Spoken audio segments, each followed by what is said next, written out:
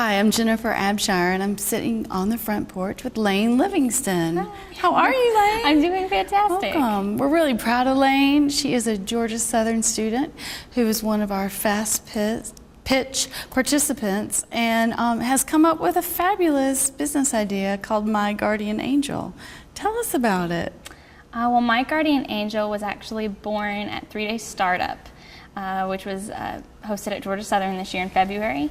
And it's just an idea that I'd had in my head for a couple of years, and I'd seen on the news about kids being left in the back seat of hot cars. And I thought, well, this seems like a really simple solution. Why doesn't somebody come up with a solution to this? And I'm a big Shark Tank fan, so I really loved watching that show, and I thought, well, I wonder if I have any good ideas in there. So got the gears working, and I thought, what's an idea that I have? And I just came up with the idea of a car seat alarm system. It's a pad that just sits in a child's car seat, and with weight sensors it hooks up to a key fob, which, you know, one thing you're guaranteed to leave your car with are your keys. And if you get more than 30 feet away from the car, an alarm goes off if weight is still sensed in the car seat. So then you can't leave your child in the car. I love that idea. That's fantastic. Thank you. All right, so it's just something that was brewing in the head and then came out. And then how did you know to use this great opportunity to go through the Georgia Southern pitch group or to fast pitch? Well, I had never heard of 3 Day Startup before, but one of my elective classes this semester is an entrepreneurship class. And my teacher had an extra credit opportunity. He says, oh, sign up for this, it's gonna be so much fun. And so I thought, well, if you just sign up, you'll get extra credit, so I'll sign up. And that was they needed an idea for a product. And I thought, well, I have my car seat idea, I'll throw that out there. And I was accepted, and I emailed my teacher and I said, I think there's been a mistake. I think they think I'm an entrepreneur and I'm just a hospitality student, I don't know. And he goes, no, go, you'll have so much fun. It was the best weekend. It was so much fun, and I learned so much through that. And I never expected to become a finalist, and I didn't expect to even win 3 Day Startup with my team, but it was so much fun, and I learned so much that weekend. It takes you a little bit out of your comfort zone. So much.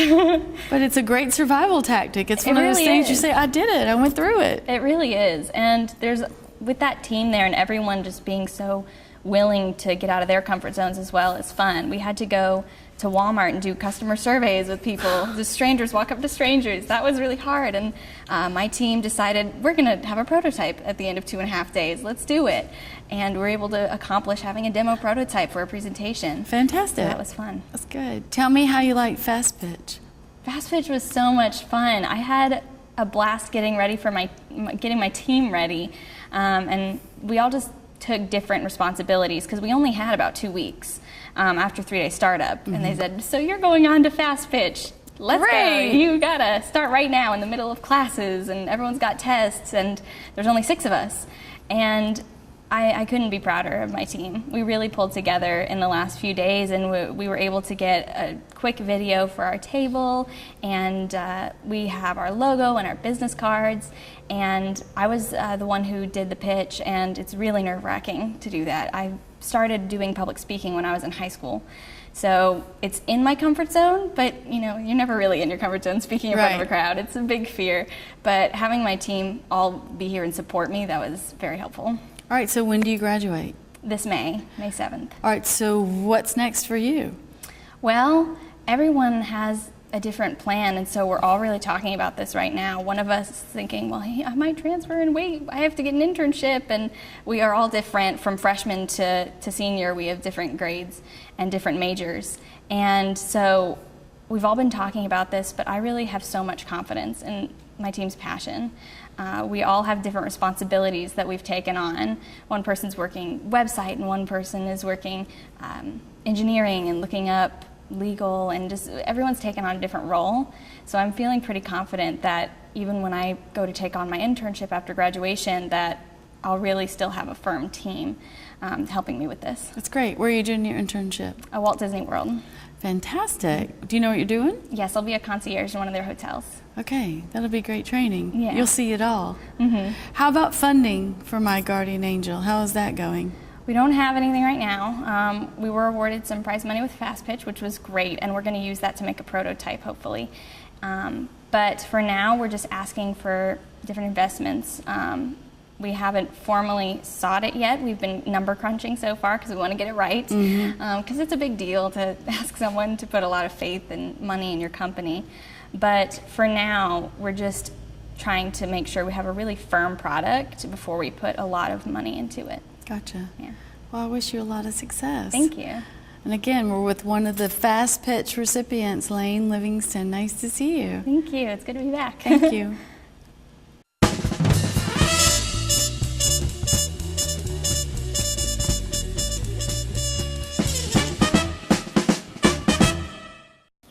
Okay, I'm delighted to have Rex Gale join us at the Creative Coast podcast, the front porch, and thank you for coming. Great to be You're here. the National Account Director at Blue Cross Blue Shield of South Carolina and Yes. have the auspicious task of advising companies on the ways to improve individual and organizational health, performance, and productivity while improving their bottom line. Can you tell me some of the challenges involved in that? I think the biggest challenge is also individual health. It's interesting because we all know what we need to do to take care of ourselves, to take care of our health, diet and exercise, these kinds of things, but the problem is we don't. And it's part of being human, but there's this gap between what we know how to do, what we know we should do, and then actually what we do.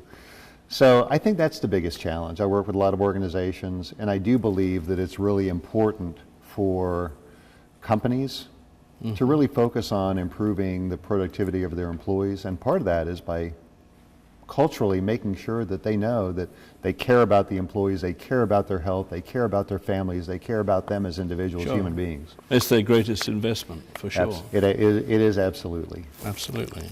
Okay, you have a passion for change management and behavioral-based design to encourage healthy behavior. Where did this interest in human capital come from, and how have you seen this change over the last decade or so? It's interesting. I started my career in healthcare with a healthcare organization, so there's always been this part of me that believes that it's not it's not the years in your life, it is the life in your years. Right. And I then went into the management consulting side of the business, where I was really talking to companies about what really does drive productivity and performance. Was also a VP of Corporate Human Resources, so I got to deal hands-on with things like leadership and how important leadership is in all areas of life. Leadership in the family, leadership in the community, leadership in work. And change is always involved in that. Change is the one thing that is constant in our lives. A couple other things too, and it's not that people really it's not that they are afraid to change. They're afraid to lose control of that change. And I think that's a really interesting insight. So if you give people more information, if you help them understand how the change is going to affect them, then they can understand, okay, this is a change that's happening, how I can engage with it, Sure. and I do have somewhat a sense of control. Right. Well, this brings me really well to your TEDx presentation that you gave about the P-brain and the pear brain. Can you sum up those acronyms briefly for us? I can, and it gets back to making better decisions. Of course. We make P-brain decisions, and what I mean by that is whenever we have an important, really any decision to make, a couple things happen. We think about the past, which is the P. Have I been in this situation before? We think about the emotion that was attached to that past situation, and that's the E. And what happens 80% of the time, we make a snap judgment, an automatic decision, and that's what the A is. I've got a decision to make. What happened in the past, the P, what happened to the emotion in it, the E, and then the A was the automatic decision that you make. But very often, and I'm not saying that those snap decisions are necessarily wrong, but in many situations, it's a really important decision, and what you need to do is start making pair brain decisions. And the PEA is followed by the R, which is all about reflection. Reflection, yeah. What's different this time? Is the past situation different? Is the emotion that I attach to it too strong? Is it overwhelming the automatic decision that I'm making? So my goal is to have people be a little bit more reflective, particularly when it comes to something important, because sometimes that reflection can change the way that you make a decision and change the course of your life. And this is across the board. This is not just in the corporate world, but in This is across home the board. life. It's across the board. It's Buying in a car, it's lives and anything. families. Sure, And sure. one of the stories I told was about my son. He was skiing. I taught him all these things to do. Right. And then when he got up and fell, and I went around back to him, he was mad at me because he said, "Well, why did you pull me through the water?" Sure. And I said, "Well, when you fall, you're supposed to let go." That's a great example. And he said, "You never told me to me let that, go." right. And sometimes in family situations, there might be family rifts or whatever it is. And we often don't sort of reflect and say, is my emotion really causing a disruption of what's happening in my family? Is my emotion around a coworker? How can I be the one that sort of sits back and reflects and says, you know, if I simply let go, and if I start to focus on others versus myself, then I can make a huge change both in my happiness and in what goes on in the world around me. So reflective decision making. Reflective that's the thing to decisions. do. So the bottom line means everything to a small business or entrepreneur. Are there any pieces of advice that you would like to pass along to this entrepreneurial community that we sort of thrive in here regarding good, sound, practical advice, particularly with things like health or health insurance in a company, which for an entrepreneur is a challenge. It's a huge challenge. It is a huge challenge with Obamacare, the Affordable Care Act. There are a lot of issues now that people need to deal with in actually getting insurance. Do I go through the exchange or not? And what do I do to my employees around it? I think the biggest piece of advice I can share with people sort of goes back to sort of leadership and how I build my entrepreneurial team. And there's something that I like to encourage people to do, and that is to look for people that are really going to be complementary. And not having the same skill set that you have, but having that skill set that you don't have. I think sometimes the problem is people tend to attract people like themselves. It's just human nature. It is. Yeah. But attract those people that have a different skill set that can add to what you're trying to do as an entrepreneur. Always be willing to fail, to make mistakes, but just do it. Just try the things that you think are going to be right. And at the end of the day, sort of step back and say, before you make that decision, be reflective. Well, thank you, Rex. That was most informative, and thanks for attending the Creative Coast Front Porch podcast.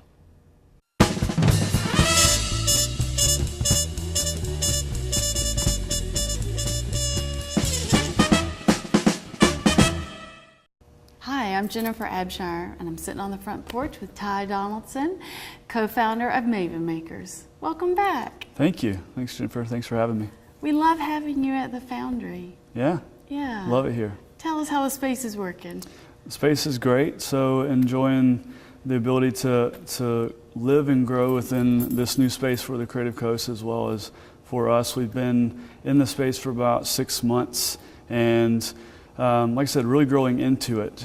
We've got around 50 members that are loving the space and being able to build and grow their businesses as well as just being a hobbyist coming in and making stuff. So it's been great. Okay, to back up, just in Yeah. case someone hasn't heard one of your past podcasts, explain the mission of Maven Makers. Yeah, definitely. The easiest thing for me to explain this to people is it's like a gym. Instead of workout equipment, instead of treadmills and bench presses, we have wood lathes and table saws and metalworking, electronics, you name it.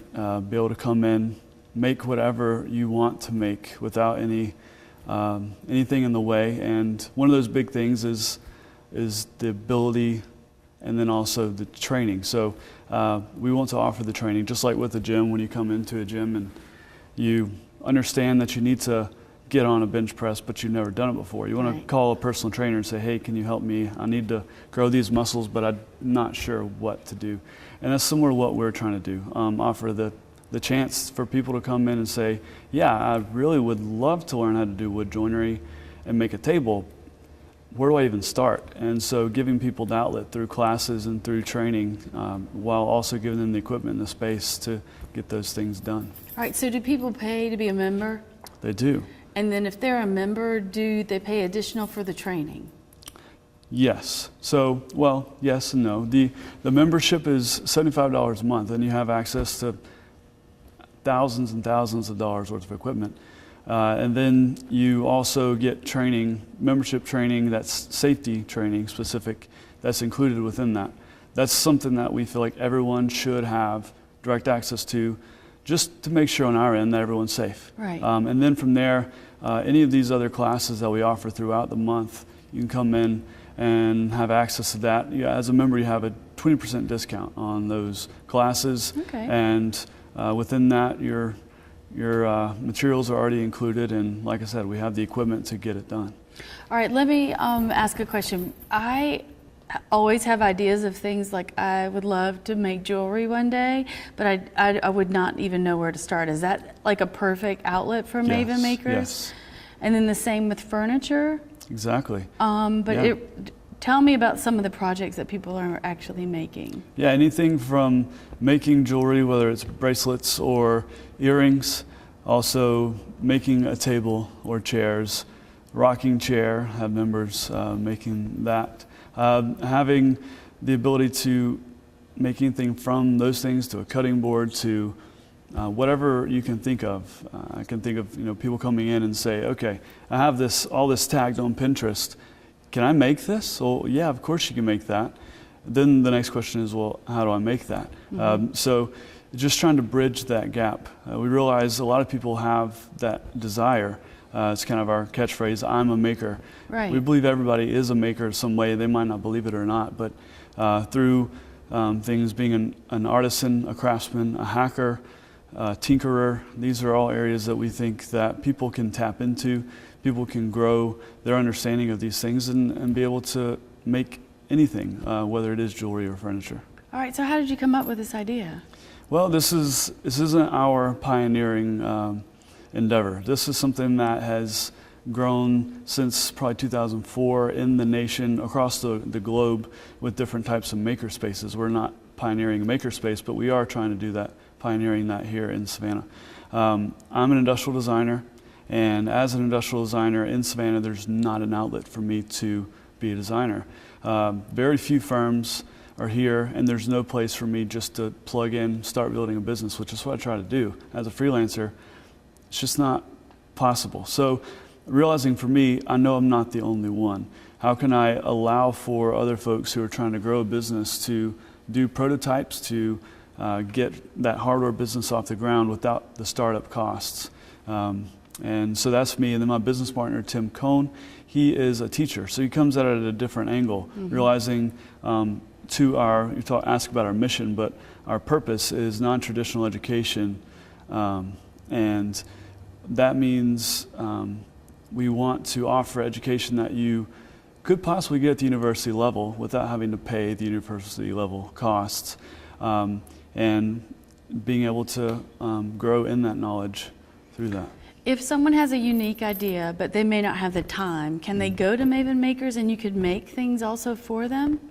That's a part of the model, and that really goes to the key people within our membership, within our community, the instructors, where we can call on these people and say, hey, someone has something out of steel that they really would like to make. Are you interested? Are you interested? So we also become a conduit for those contractors, for those other businesses that are trying to grow. So just becoming a member, you have access to many people coming through the doors.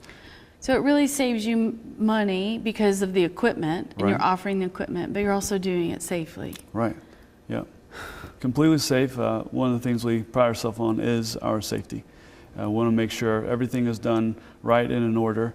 Also that everyone feels comfortable coming in using the space. It's one thing to be safe, but still trying to get you over that comfort barrier, which many people, when they approach a piece of equipment they've never seen before, it's intimidating. Right. I've been in workshops that are very clean to the point where it's intimidating. I've been to workshops that are a mess, where I don't want to be here right now because I feel like I'm going to trip and hurt myself. We try to be somewhere in the middle to make it accommodating to everyone, and give an offering that is really something unique to Savannah that no one else can have access to. So what's ahead for Maven Makers for 2016 and beyond? What are you guys working on? We are working to really lay out all those things I talked about, those 4 different areas: artisan, craftsman, hacker, tinkerer, putting everything out in the open for everyone to have access to, with no limits, no limits as far as equipment, no limits as far as space. and then also just the knowledge. So the big part of that is just putting classes forward, and that's something that we're already doing, and there are many classes for people to tap into. It's just a matter of going to the website, tapping in and say, I want to take this class or that class, and being able to grow from there internally for the individual, but also for us to give these individuals more and more offerings. All right, Ty, tell us how people can find you. Okay, you can go to mavenmakers.com and go to our events page and find all the classes there, as well as just looking through it and figuring out what our membership offerings are and what all the offerings that will continue to come as we progress. Awesome. Thank you so much. Thank you, Jim. Again, we're with Ty Donaldson with Maven Makers. They're located here at the Creative Coast Foundry. Thanks. Thank you.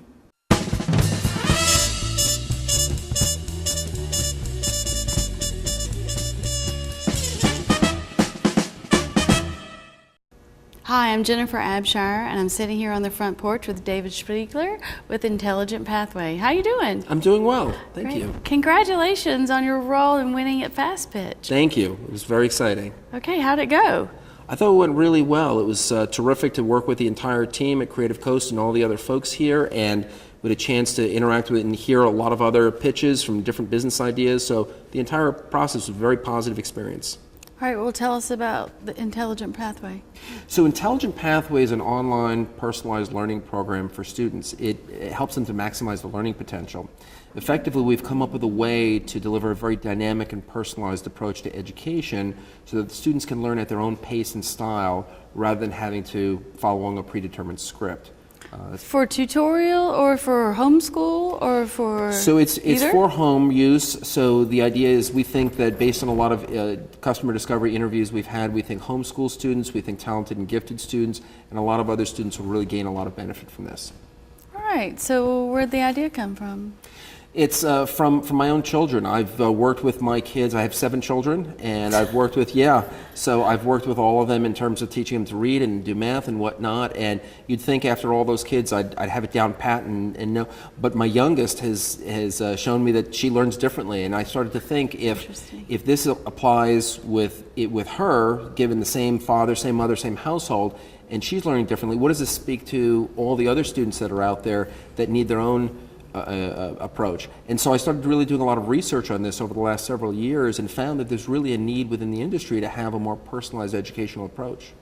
So when you personalize it, Yes. and let's say that you were looking for this product for your daughter, and would you basically do a private consultation for each student to basically create the curriculum?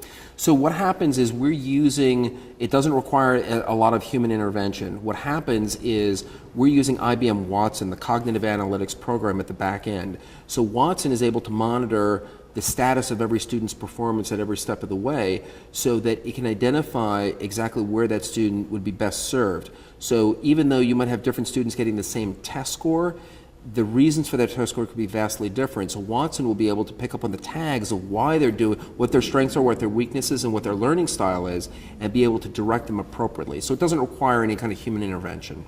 Okay, so how was it building a business using Watson?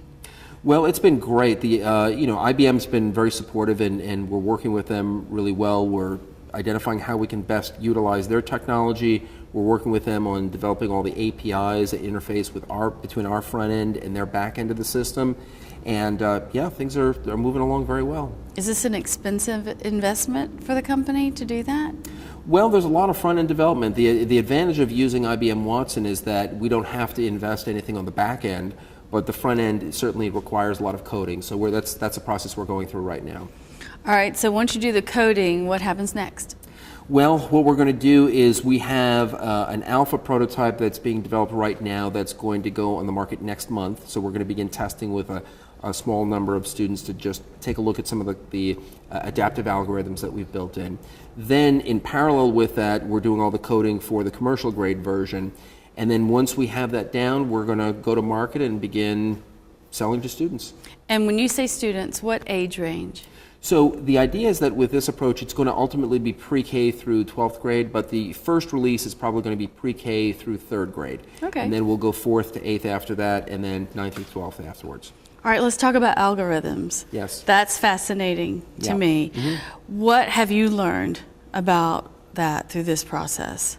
Yeah, so one of the things that we need to do, I think there's a couple of things. So we are working with the educational community to be able to identify the heuristics and those algorithms to identify how do we intervene to the maximum benefit of students. But one of the things that's a real benefit of using IBM Watson is the big data component of it. So not only are we able to deliver services to the students that we're teaching right now, but the system will be learning all the way through and will be identifying to see what approaches worked and which ones didn't. So over time, our algorithms will get even better using that kind of an approach. Yeah, your evaluations will be strong. Right. How many people do you envision over the next year? Is it a membership? Do you sign up for the program? Yeah, so it would be a monthly subscription. And I think, through this year, through 2016, our plan is to just develop the product and get to market by the end of the year. So we don't have a huge forecast, maybe a couple thousand members is what our forecast is, but we think that ultimately this is going to, we're planning on deploying this regionally, so starting in the Southeast and then expanding from there. And then we're just going to kind of take it from there. That's great. Yeah. Anything you're really spending a lot of time being concerned about as a new business over the next couple months? There are a million things I'm concerned about. There's always a long list of things that are keeping me awake at night. Right. I think right now the technology development at the front end, that's the piece that's most front and center that we're really wanting to make sure. We're excited. We're hiring a new CTO right now, so he's going to help shepherd that entire process along. And then at the same time, we need to develop the educational content that will overlay and with it the technology. So yeah, there are a number of things that we need to work on, but we're so far so good. That's exciting. Because the curriculum probably has to be creative, is there a lot of gaming or game feel to the learning? Yes. So the idea is that you can think about basically a three-step process where initially there's some kind of a lesson plan introducing the educational concept at hand, and then there's some kind of an activity which typically would be gamified and would be age appropriate, and then after that would be some kind of an assessment. So for a student that's doing really well and kind of cruising through, they could go through sort of wash, rinse, repeat, just, continue to go through. But as soon as we identify through the algorithms that we build in that there are some areas that that student needs special attention on, then IBM Watson is going to tag that and then be able to pull them out. So they'll still have age-appropriate gamified type of education, because we don't want students just reading through dry material. No. Or just simple lots of repetition of math problems, for example. But we want to combine the educational content with the gamification so that it really speaks to the students' interests and needs. Would this help special needs children, children that are autistic or children that have ADHD? Absolutely. So, right now one of the biggest problems that we see with educational content is it tends to be very static in nature.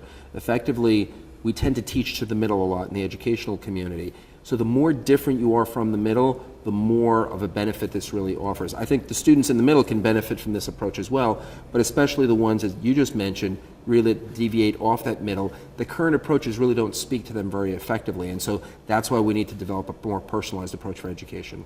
Have you ever started a business before? I've started 3 businesses before, yes. So you're a serial entrepreneur?